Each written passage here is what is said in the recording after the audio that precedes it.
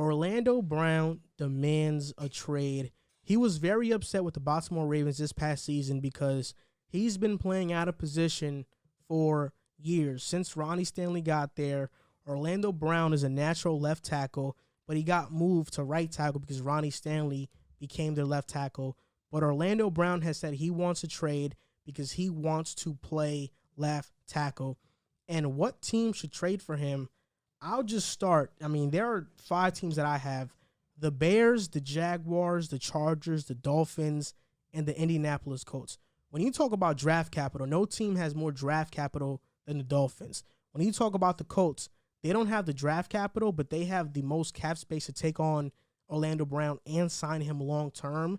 But I don't know how much assets they're willing to give up. Then the Jaguars, they have draft capital as well, but they already have a pretty solid left tackle in Cam Robinson. So I don't know how much they'd give for Orlando Brown. And the Bears, they're in cap hell and they don't really have much to offer. I made a video on this. I think the Chargers have the best shot to trade for Orlando Brown because they have something they can offer the Ravens that the Ravens desperately need right now, and that's wide receiver. The Ravens would get Mike Williams, and the Chargers would get Orlando Brown Jr. So it would be the Los Angeles Chargers trading Mike Williams to the Baltimore Ravens for Orlando Brown Jr., and I got a lot of feedback on that talking about how the Chargers would probably have to add in a pick. Yeah. And I agree. Whether it's a second rounder or a third rounder or a future first, you got to add that in there. But even if the Chargers do, I think it's worth it to add in that pick. And then from Baltimore's side, Mike Williams is getting paid $15 million just for this season because he's on his 5th-year option. I think that's worth it. And I don't think Mike Williams' long-term contract is going to be that number regardless. So I think the Ravens could make it work. You look at Mike Williams, he's 6'5". He catches a lot of 50-50 balls. He's one of the best jump ball receivers in the league right now. He's a 1K receiver when healthy. And what people aren't talking about with this fit is that the Ravens love running the ball. He's 6'5". He's an excellent blocker. That's going to help out their running game as well. So now you have a deep threat in Marquise Brown and a possession receiver in Mike Williams / a deep threat. I think it's perfect for both sides, and I would like to see that trade happen. So just to be clear, you're on the Chargers fence? Yes. You're on the Chargers. Okay. Just to make that clear. Yeah, I also had the Chargers at the top of my list. I think trying to build up that wall for Justin Herbert, I don't know if there's many better options for a realistic package that you could get. Even in free agency in the draft, I don't know if there's many better options to find at left tackle. He would be a good guy to have there for the next 5 years or so with Justin Herbert under center. So I had the Chargers right up near the top of my list. Another team that you mentioned, the Jaguars, I think make a lot of sense. You bringing in Trevor Lawrence, you want to protect your assets.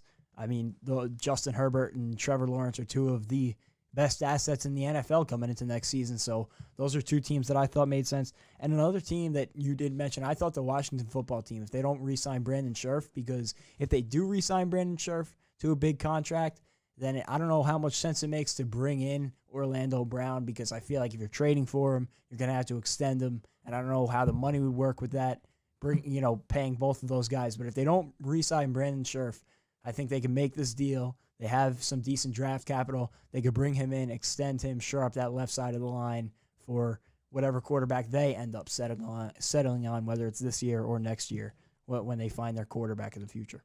I was kind of like, we all have the same ideas. I was banking on the Chargers because, Justin Herbert, you have a future guy there. That O-line needs some help. Then I was thinking about the Jaguars, all that young talent. And Orlando Brown, he's still fairly young. But then I thought about it, and I feel like Miami would be the best option just because of the simple fact that they're in contention mode. I think right now they are the closest to making the playoffs and being that next team. And when you get a guy who can fill that O-line spot, it maximizes – well, it should, for the most part, maximize your quarterback talent. And I think with that being said, Orlando Brown coming in is going to help them out already. And on top of that, they have draft capital, so they don't really need to give up too much to get Orlando Brown. They can give up a late first rounder or a second rounder or a couple. I think they have the best. But I think with the team like that being that close to the playoffs, Orlando Brown would help their quarterback be better than what he is. Yeah, the reason why I like the Chargers deal so much is that people will say, if you play devil's advocate, you can say now the Chargers don't have a receiver, right, next to Keenan Allen. But if you're freeing up $15 million by trading away Mike Williams, you can now feel comfortable in re-signing Hunter Henry. And this free agent class of wide receivers is absolutely stacked. When you talk about Allen Robinson, Kenny Golladay, T.Y. Hilton is there. You have Corey Davis, Curtis Samuel. Juju. I can name so many more. The Chargers could find a receiver in free agency that can do a pretty good job and play that number 2 receiver role next to Keenan Allen. And in the draft, this receiver class is really stacked as well. Let's say if they don't have to trade the 13th overall pick, if Jalen Waddle falls to the 13th pick, which is highly likely. Remember, this time last year, if you were to ask people about the draft, everybody thought that CeeDee Lamb and Jerry Jeudy were going top 10. Everybody thought that. Henry Ruggs was the first wide receiver taken. He didn't go top 10. CeeDee Lamb fell. Jerry Jeudy was a 15th pick. If you can, it's possible that Devontae Smith and Jamar Chase go late in the top 10 and Jalen Waddle is there at 13. If you can get Orlando Brown and with the 13th pick Jalen Waddle, I think that's a very successful offseason, and that would really accelerate this rebuild, you can call it, for the Chargers.